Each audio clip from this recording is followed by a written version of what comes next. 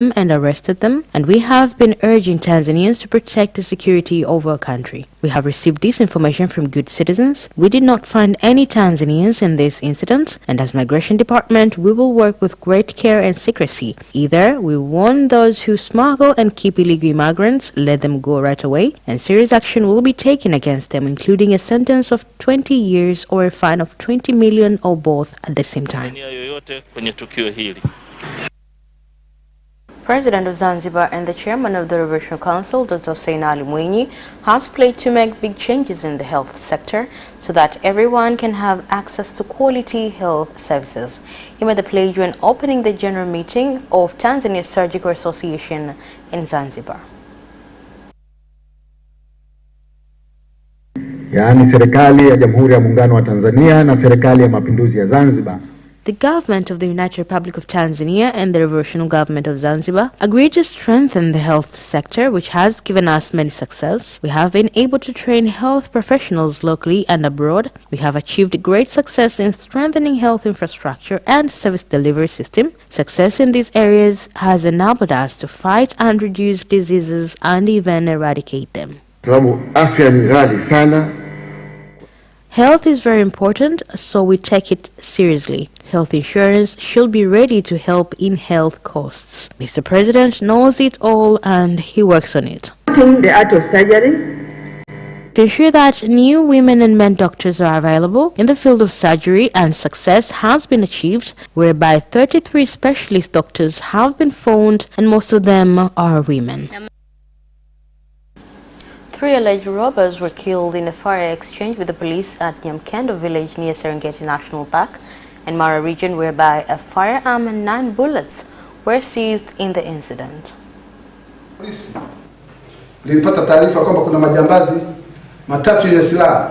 The police force received information about 3 bandits who were armed, hiding at a reserve, determined to carry out a heist at night.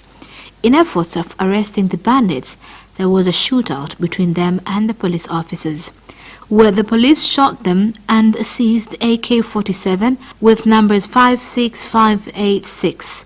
In another incident, unknown armed people invaded a house belonging to Robert Liankulu, a trader, where they took 600,000 shillings. Wakakuta kwamba yakiwa yameanguka, waligundua kwamba alikuwa na bunduki aina ya AK-47 yenye nambari 56,569 na risasi 9. Tanzania Port Authority has said the transportation cost of cargo at the port of Mtwara will be reduced in order to attract more users to the port. He said the new prices will come into effect in September this year. Hii bandari kwa sababu ndio tunataka iwe bandari mojawapo mfano. Because we want this to be a model port, we can't have the same tariffs as Dar es Salaam.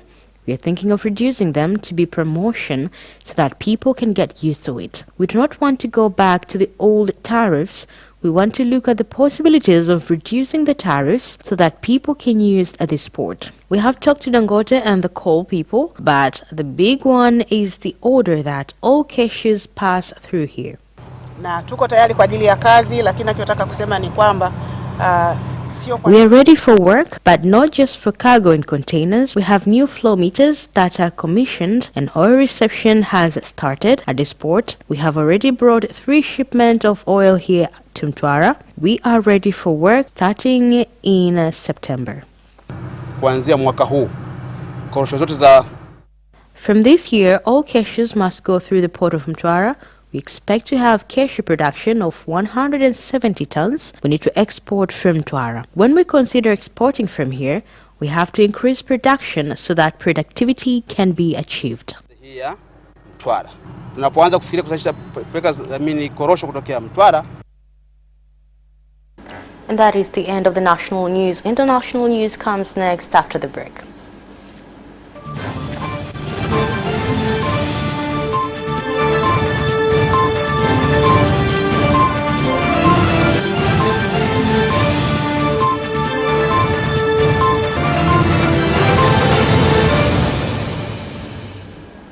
Welcome back, and now in international news. The Minister of Finance in Kenya, Ukur Yatani, has unveiled the government's 3.6 trillion shillings budget for the year 2021-2022, whereby more than 14.4 trillion shillings has been allocated for purchase of COVID-19 vaccines. This is Kenya's biggest budget, but also in the East African region. COVID-19 pandemic has triggered one of the worst health and economic crises of our time.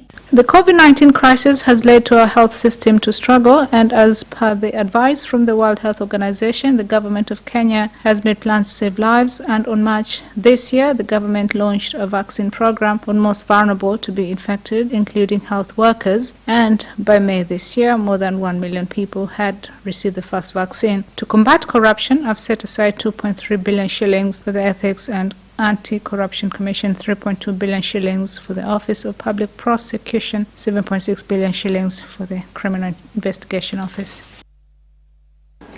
And in Uganda, the 44.7 trillion shillings budget unveiled today aims to implement strategies aimed at addressing economic challenges caused by the coronavirus pandemic. Improving the quality of life of Ugandans is central to our growth strategy. In order to improve economic growth in Uganda, it is important to support self-employment. By doing so, we shall reach economic targets set. I owe nothing to you. I am here looking after my cows. I owe nothing to you. I am here looking after my cows and crops. By being creative, what are you going to tell me? You are a Satan. Go away. My product. You are a shaitan. Go away.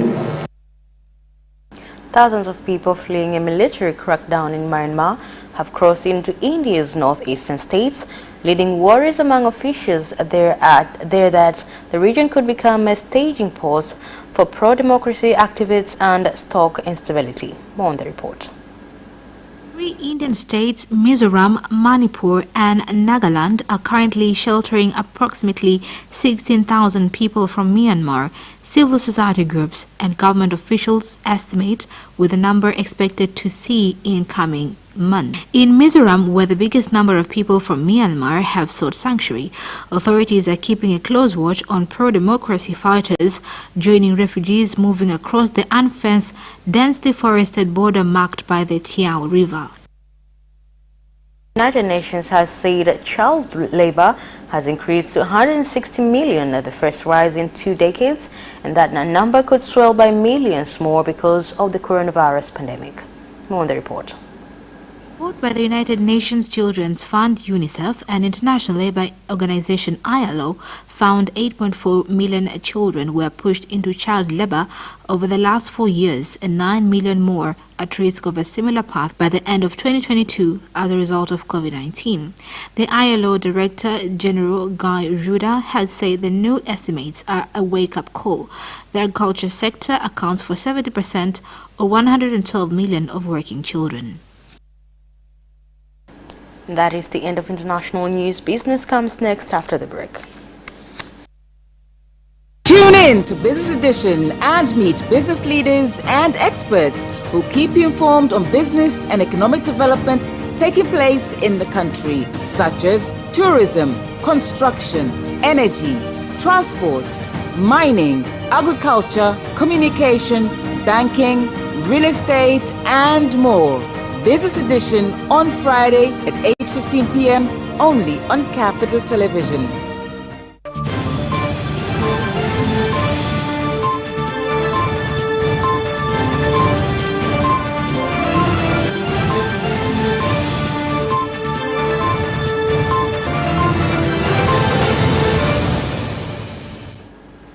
Welcome back, and now in business news. The Minister of Works and Transport has directed supervisors and executives from Air Tanzania Company Limited, ATCL, to address complaints raised by passengers and other stakeholders caused by lack of correct information when flights are delayed. Some of the customers and stakeholders did not know whom to send information to because of a lack of an open system of conveying information from your customers. Some of our agents hide customer numbers. So when there are changes and you notify them, customers don't get informed. There are laws on customer information. They are national and universal, so we will not allow this to carry on. Any agent who goes against this will be banned from selling Air Tanzania tickets. Information habari za msafiri. Journalists are reporting on tourism issues from Ukraine who were visiting Tanzania following an invitation from Tanzania Tourist Board have said that Tanzania is not only endowed with wildlife attractions but also has abundant natural resources which can be used to attract many tourists to visit the country.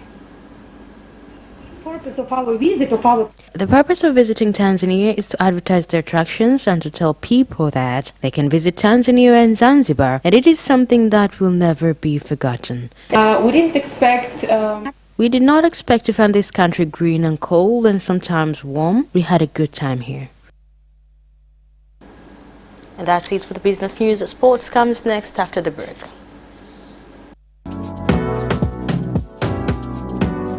This week on Culinary Delights.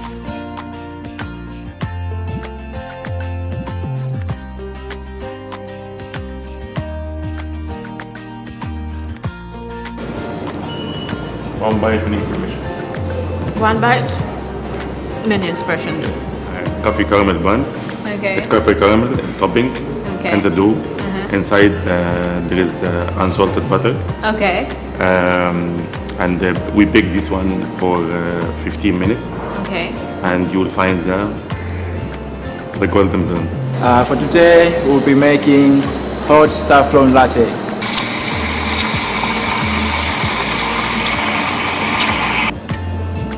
As you can see, it has changed the color. On Sunday at 7:30 p.m. only on Capital Television.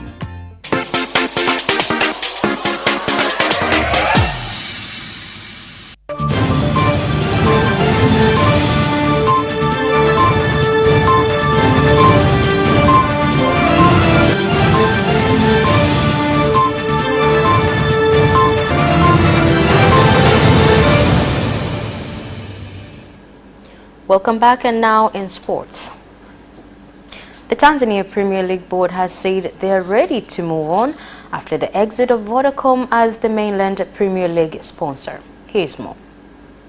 After a long association, the telecommunications firm ended its relationship with Tanzania's top flight due to financial difficulties. A 30 billion shillings loss in the last financial year is the main reason why they ended the contract, which would have come to an end at the end of last season early. Vodacom were to disperse 9 billion shillings, 3 billion shillings each season to the league, but a huge loss made in 2020-21 financial year is all that brought to an end a 3-year deal that was signed in 2019. TPLB CEO Almas Kasongo said they are ready to move without their longtime partner.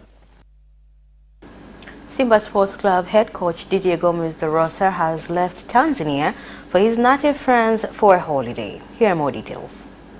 The tactician took advantage of the Tanzanian mainland league break to dash home, as confirmed by Wekundu wa Msimbazi manager, coach Patrick Reyemamu. The Frenchman led the team to the quarter-finals of the CAF Champions League, where they fell 4-3 to South African heavyweights Kaizer Chiefs. He has also led the team to the quarter-finals of the ongoing Tanzania Cup. The 21-time league champions are currently top of the table with 67 points from 27 matches played. Meanwhile, midfielder Jonas Mkude will be undergoing medical examination to ascertain his health before possible action is taken against him for skipping training. Tottenham have turned their focus towards former Roma boss Paulo Fonseca, who is now in pole position to be named the new club's manager. Fabio Paratici, who is set to become Tottenham's sporting director, has already held talks with Fonseca this week of a potential 3-year contract with Spurs. The club had previously been linked with Antonio Conte, only for those talks to fall apart last week. Fonseca originally rose through management in Portuguese football, having spent the entirety of his playing career in his home country.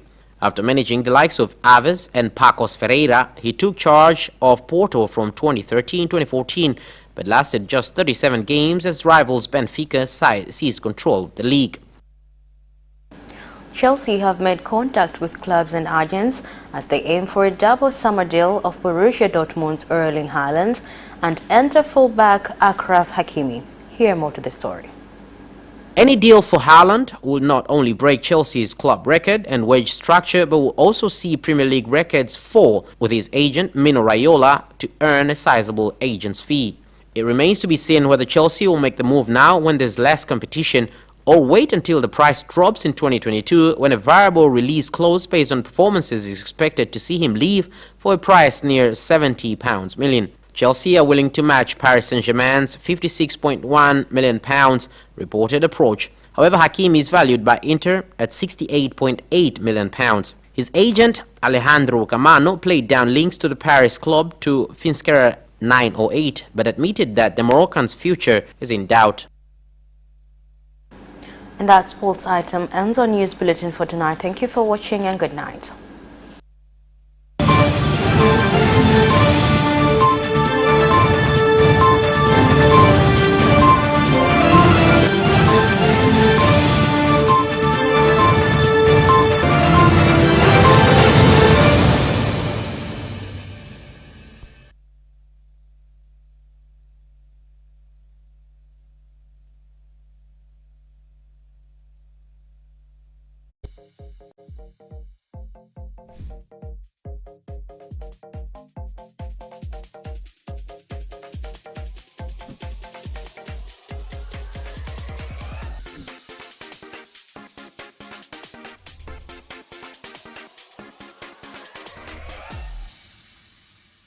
You can watch Capital News live on our social media accounts, YouTube Capital TV and Facebook Capital Television Tanzania from Monday to Friday at 9:30 p.m. Don't forget to subscribe and put notification on. Ule msimu wa kunufaika na vituo vyako bora umewadia. Ni msimu mwingine wa Sabasaba. Vituo vyako bora vya ITV Radio 1, Capital Radio na Capital Television wanakuletea ofa kabambe. Pata fursa ya kutangaza nasi kwa bei ya punguzo kabisa. Nunua matangazo manne ya sekunde 30 kwa upande wa television kwa punguzo la 60%, na kwa upande wa radio matangazo madogo yani casual advert. Ofa hii ya msimu wa Sabasaba pia inahusisha vipindi vya dakika 5 na 10 kwenye TV na brand talk kwenye radio. Kwa maelezo zaidi wasiliana na idara ya masoko kwa simu nambari 0658777144 au 0676777147. Ofa hii ni kuanzia tarehe 15 mwezi wa 6 hadi tarehe 18 mwezi wa 8 2021. Vigezo